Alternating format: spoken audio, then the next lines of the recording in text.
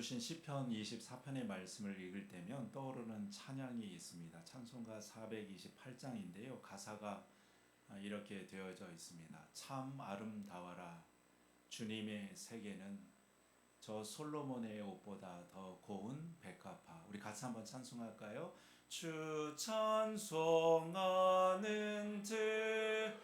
저 맑은 새소리 내 아버지의 지으신 그 솜씨 깊도다. 하나님은 형체가 없으셔서 우리가 하나님을 볼 수는 없지만 우리는 주님의 만든 세계를 보면서 하나님을 상상해 볼 수 있습니다. 자연 속의 정교하고 오묘한 모습 속에서 우리는 하나님의 섬세함을 볼 수가 있고요. 또 변화무쌍한 그 날씨를 속에서 사람보다 크신 하나님을, 세상이 뭐라 하든지 그분의 뜻을 쫓아 이 땅을 주관하시는 하나님이심을, 또 주변에 자라나는 그 곡식들과 열매들을 보면서 마치 어머니 품처럼 품으시고 풍성케 하시는 하나님을 우리는 느끼게 됩니다. 근데 여러분, 주님의 만든 세계가 단지 자연 세계만일까요? 산과 들만 하나님의 세계일까요? 그 속에 있는 우리들은 어떨까요? 저와 여러분은 하나님의 세계가 아닌지요? 하나님의 지으신 세계는 우리를 포함합니다. 하나님께서는 저와 여러분도 만드셨기 때문입니다. 하나님께서는 고운 백합화만 지으셨을까요? 아니요. 나도 만드셨습니다. 하나님은 아침 해와 저녁 놀만 만드셨을까요? 아니요. 내 삶도 만드셨고 우리의 가정도 만드시고 내 삶의 모든 터전을 하나님께서 만드셨습니다. 그래서 내가 곧 주님의 세계입니다. 내 삶이 하나님의 세계입니다. 그래서 오늘 말씀 1절은 이렇게 기록하고 있지요. 땅과 거기에 충만한 것과 세계와 그 가운데 사는 자들은 다 여호와의 것이로다. 이런 모든 것이 다 하나님의 것이라 말씀합니다. 땅과 거기에 있는 것이나 세계가 그 가운데 있는 모든 자들이 다 하나님의 것이라 말씀합니다. 왜 그럴까요? 2절이 기록하고 있지요. 2절에 이렇게 말씀합니다. 여호와께서 그 터를 바다 위에 세우심이여 강들 위에 건설하셨도다. 왜 땅의 모든 것이 하나님의 것일까요? 하나님께서 그것을 세우시고 하나님께서 그것을 지으셨기 때문입니다. 그래서 그 세계가 다 하나님의 세계입니다. 그래서 내가 하나님의 세계이고 내 모든 삶이 하나님의 세계입니다. 그래서 여러분, 내 삶이 아름다울 수 있습니다. 내가 아름다워서 아름답단 말일까요? 아니요. 내가 하나님의 세계이니 아름답다는 말씀입니다. 나를 만드신 하나님이 나를 다스리기 때문에 내가 아름다울 수 있습니다. 나는 전혀 그렇지 않을 수 있지요. 우리는 거칠고 어둡고 음흉하고 지저분한 것들이 있을 수 있습니다. 세상에 들려오는 주변의 소식들을 한번 들어보시죠. 거기에 아름다운 것을 찾기가 어디 쉬운지요. 하지만 성경은 말씀하시지요. 우리를 아름답다 말씀합니다. 왜 그렇습니다. 그것은 우리가 하나님께서 다스리고 하나님께서 지어가시는 그분의 세계이기 때문입니다. 쉽게 말해서 나 때문이 아니라 하나님 때문에 우리는 아름다울 수 있습니다.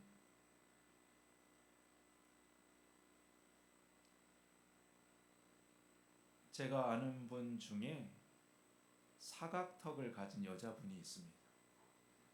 남자도 사각턱이면 쉽지가 않은데 여자분께서 사각턱 얼마나 마음고생이 심하실까요? 그는 초등학교 선생님인데 반 아이들에게 자주 듣는 질문이 이것입니다. 선생님 얼굴은 왜 그렇게 사각형으로 생겼어요? 선생님 자세히 보면 얼굴이 육각형 같아요. 진짜 웃겨요. 그 조그만 아이들을 뭐라 할 수도 없고요. 한 번은 자기의 어머니에게서 이와 같은 소리를 들었습니다. 나는 너 낳을 때 고생도 큰 고생이 없었다. 누가 그렇게 태어나고 싶어서 그렇게 태어났는가요? 하도 그게 스트레스가 되어가지고 한 번은 수술을 하려고 성형외과를 찾아갔답니다. 요즘 성형 기술이 참 좋아가지고 턱만 잘 깎으면 자기 문제가 해결될 줄 알았습니다. 그런데 의사 선생님 하신 말씀이 턱만 깎아가지고선 균형이 안 맞습니다. 깎으려면 광대뼈도 같이 깎아야 됩니다. 견적이 한 1,500은 나오겠습니다.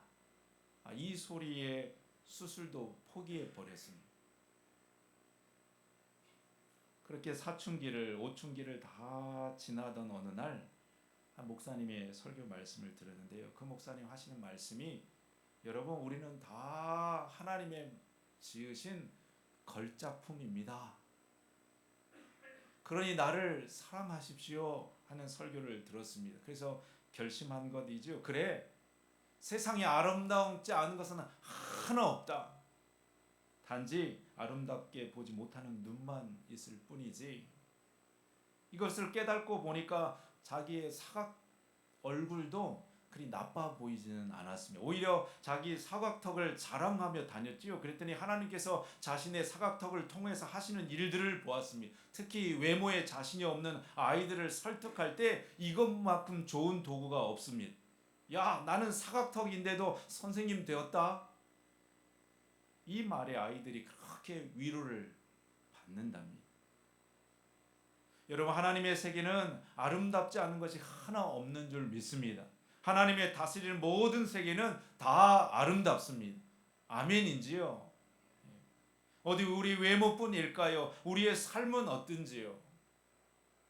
때로 나의 모난 성격도 나의 아픔과 상처도 심지어는 나의 모든 고난조차도 하나님의 지으신 세계는 다 아름다운 주님의 세계입니다. 하나님은 좋은 것으로만 우리를 다스리는 것이 아니라 나의 고난과 시련을 통해서도 우리를 만들어 가시고 지어 가시기 때문입니다. 그래서 우리는 이 고백할 수 있는 것이지요. 내 삶에 고통이 있고 시련이 있고 내 삶에 아름답지 않은 것들이 많이 있는 그때일지라도 우리는 여전히 찬양할 수 있습니다. 참 아름다워라. 주님의 세계는 내 아버지의 지으신 그 솜씨 깊도다. 이 찬양할 수 있습니다. 그것까지도 하나님의 다스리는 세계이기 때문입니다. 여러분 하나님이 이 땅에서 태풍만 만드셨는지요? 우리의 삶의 고난도 만드신 줄로 믿습니다. 하나님이 이 땅에 메마른 사막만 만드시고 가뭄과 기근만 허락하셨는지요? 하나님은 우리의 삶에도 메마름과 기근을 허락하신 줄로 믿습니다. 하나님은 그 모든 나의 삶의 환경들을 통해서 우리를 만드시고 빚어 가시는 하나님이십니다. 그래서 이런 말이 있습니다. 고난과 불행을 제거하여 주심도 하나님의 기적이며 큰 은혜이지만 이보다 더 크고 값진 은혜는 고통과 최악의 상황에서도 낙심치 않고 주님을 동일하게 신뢰하는 것입니다. 고난 자체가 축복은 아닙니다. 그러나 고난을 통하여 만나는 은혜가 있기에 고난은 유익이며 축복입니다. 여러분 하나님은 우리 고난의 축복을 통하여서도 우리를 완성해 가시는 그 하나님이심을 믿으실 수 있기를 바랍니다. 때로 고난이 우리를 죽게 하는 것 같고 삶의 시련이 망하게 하는 것 같이 보여도 그러나 하나님은 그 고난을 통해서 우리를 새롭게 하십니다. 마치 태풍이 한번 지나가게 되어지면 온 자연이 다 망가지고 훼손되어지는 것 같지만 그러나 태풍이 온 바다를 위아래를 다 휘저어냈을 때 위의 공기를 한바탕 다 휘저었을 때에 생명이 다시 새로워지는 것처럼 하나님은 우리 고난이라는 태풍을 일으키셔서 우리의 삶에 새로운 생명력을 불어넣으시는 것입니다. 그래서 여러분 고난도 하나님의 세계입니다.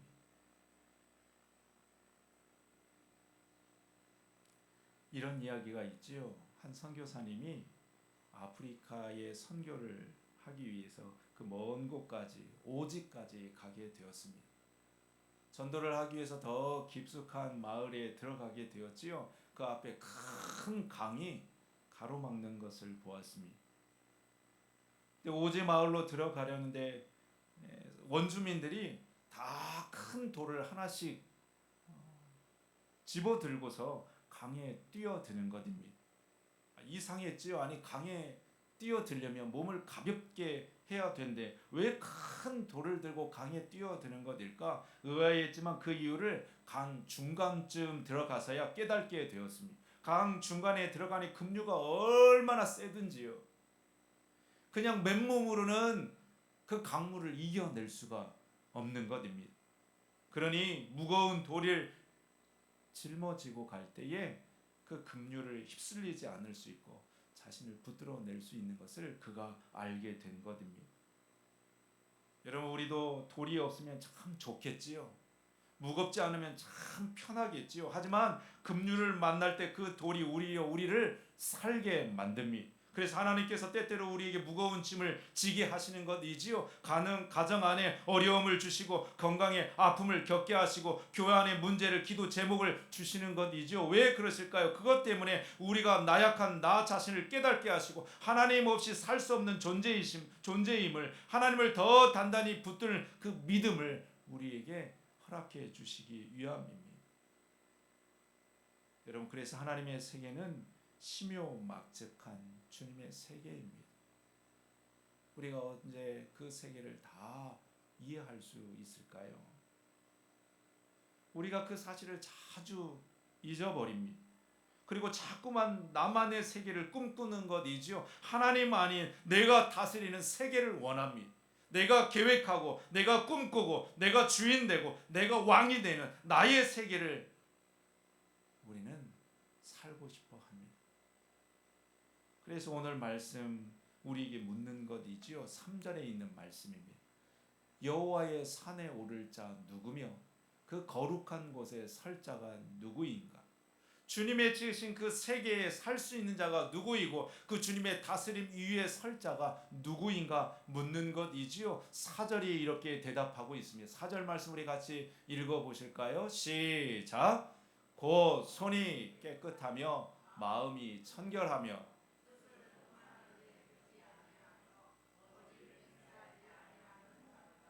여기에 손이 깨끗하다는 말은 행실이 깨끗함을 이야기하는 것이고요. 마음이 청결하다는 것은 영혼에 흠이 없다는 말이고 또 뜻을 허탄한 데 두지 않는다는 것은 하나님 아닌 다른 것에 뜻을 두지 않는다는 것입니다. 마지막 거짓 맹세하지 않는다는 것은 하나님께서 세우신 내 이웃을 속이지 않는다는 말입니다. 여러분 여러 가지를 말하고 있지만 한 가지입니다. 누가 하나님의 세계에 살 수 있는가? 하나님의 다스리심을 인정하고 하나님을 내 삶의 주인 되심을 시인하며 그것에 순종하며 사는 사람입니다. 하나님이 지으신 세계 속에 그 섭리를 깨닫고 하나님이 주인 되심을 하나님이 내 삶의 주인 되심을 인정하는 사람입니다. 그가 거룩한 하나님 나라에 하나님의 백성을 살 수 있다 말씀하는 것입니다. 여러분 아무나 하나님의 나라를 살 수 있을까요? 바라기는 우리 모두가 하나님이 내 삶을 만드시고 다스리고 지금도 지어가심을 믿고 그분의 순종에 따라 이 땅 가운데 하나님의 나라 천국을 소유하며 사는 저와 여러분 될 수 있기를 축복합니다.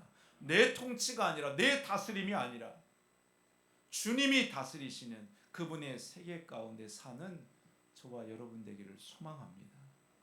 그가 복 있는 자라 오늘 말씀은 우리에게 전하고 있는 것이지요. 5절 6절에 있는 말씀 우리 한번 같이 읽도록 하겠습니다. 시작.